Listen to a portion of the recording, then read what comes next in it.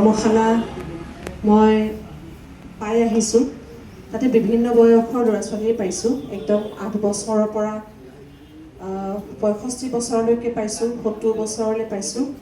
এইটো প্ৰথম কৰ্মশালা য'ত বেছিভাগ মোতকৈ ডাঙৰ, যদিও এটা অকণমান ল'ৰা দেখা পাইছোঁ, তেওঁ প্ৰাৰ্থী নে লগত আহিছে নাজানো, গতিকে সকলোকে সেৱা জনাই আজি আমাৰ কৰ্মশালা আৰম্ভ হোৱা বুলি ইতিমধ্যে ঘোষণা কৰিছে। আৰু লগতে দাদা এইমাত্ৰ যিখিনি কথা কৈ গ'ল, আমাৰ যিখিনি অবিভক্ত কামৰূপৰ কথা কৈ গ'ল, ইতিমধ্যে মই আপোনাক জনাওঁ, গৌৰৱেৰে জনাওঁ, খুব সুখী মনেৰে জনাওঁ যে সেই কামটো ইতিমধ্যে মা আৰু মই আমি ঘৰতেই আৰম্ভ কৰিছোঁ। আনকি যদিও অলপ বেয়া লগা কথা, তথাপি মানে ৰেফাৰেঞ্চত মই কৈ আছোঁ, কলাক্ষেত্ৰত মোৰ 2, 3, 4 তাৰিখে ৱৰ্কশ্বপ এটা আছিলে আমাৰ ট্ৰাষ্টৰ তৰফৰ পৰা। 4 তাৰিখৰ দিনাখন যেতিয়া আমাৰ সমাপ্তিৰ দিন আহি পালে, আমি কিছু সাংস্কৃতিক অনুষ্ঠানৰ লগতে গোটেই প্ৰাৰ্থীসকলৰ বাবে চাৰ্টিফিকেট প্ৰদানৰ এটি ব্যৱস্থা আমি আয়োজন কৰিছিলোঁ। সেই অনুষ্ঠানটোত মা আছিলে উপস্থিত আৰু আমাৰ নিৰাশৰ ফালৰ পৰাও 2-3গৰাকী ব্যক্তি আছিলে। অনুষ্ঠানটোত চাৰ্টিফিকেট দি থকাৰ সময়ত মাৰ গা খুব বেয়া কৰিলে আৰু আধাতে আমি অনুষ্ঠানটো বন্ধ কৰি থৈ মাক লৈ আঁতৰি যাব লগা হ'ল। দৌৰাদৌৰিকৈ বাকী থকা অনুষ্ঠানখিনিও আমি শেষ কৰিলোঁ। গতিকে সেই পৰহিৰ পৰা মই মাৰ লগত একদম একেৰাহে লাগি থাকিব লগা হৈছে।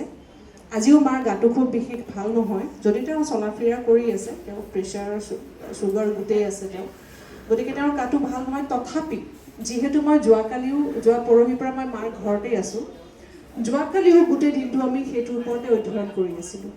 ৰাতি 10টা বজালৈ মই সেয়ে লিখি আছিলোঁ, কিয়নো কিছুমান আমি ইতিমধ্যে আমাৰ এখন কিতাপ দেউতা আৰু মাৰ গোটেই সমগ্ৰ কামৰূপী লোকগীতৰ, য'ত নাওখেলৰ গীতো আছে, এটি সংকলন আমাৰ যোৱা ডিচেম্বৰ 3 তাৰিখে আমাৰ বজাৰলৈ উলিয়াই দিয়া হৈছে, ৰামেশ্বৰ পাঠক ধনন্দ পাঠকৰ কামৰূপী লোকগীতৰ সম্ভাৰ নামেৰে। ইয়াৰ পৰৱৰ্তী পৰ্যায়ত আমি আমাৰ এই অবিভক্ত কামৰূপৰ বিভিন্ন দিশ সামৰি লগতে ৰামেশ্বৰ পাঠক ধনন্দ পাঠকৰ জীৱনৰ গোটেই ঘটনাসমূহ, লগতে আমাৰ নামনি অসমৰ যিখিনি বিয়া গীত, বিয়া নাম বুলিও কয়, কিন্তু আমি আমাৰ ভাষাত, লোৱাৰ আসামৰ ভাষাত, আমাৰ কথিত ভাষাত আমি বিয়া গীত বুলিয়ে কওঁ। আৰু এই কথাটো লৈ মোৰ বহুতৰ লগতে বহুতবাৰ কথা হৈছে, তেওঁলোকে কয় বিয়া নাম, কিন্তু আমিতো আমাৰ জেঠীহঁতৰ মুখত, আইতাহঁতৰ মুখত সদায় বিয়া গীত শিকি আহিছোঁ। গতিকে মই যদিও মোৰ জন্ম গুৱাহাটীত, কিন্তু জন্মসূত্ৰে মই বৰপেটাৰ, গতিকে মই বিয়া গীত বুলিয়ে কওঁ। সেই বিয়া গীতৰো এখন কিতাপৰ আমাৰ চৰ্চা চলি আছে। গতিকে আপোনালোকে আশীৰ্বাদ কৰিব, যাতে মইতো মোৰ ডেকা বয়স, কিন্তু মোৰ মা, তেওঁ যিহেতু বৰ্তমান 70 পাৰ হৈছে, যথেষ্ট গা মাজে মাজে বেয়া হৈ থাকে, তথাপি বহুত বেছি দায়িত্ব মাৰ কান্ধত।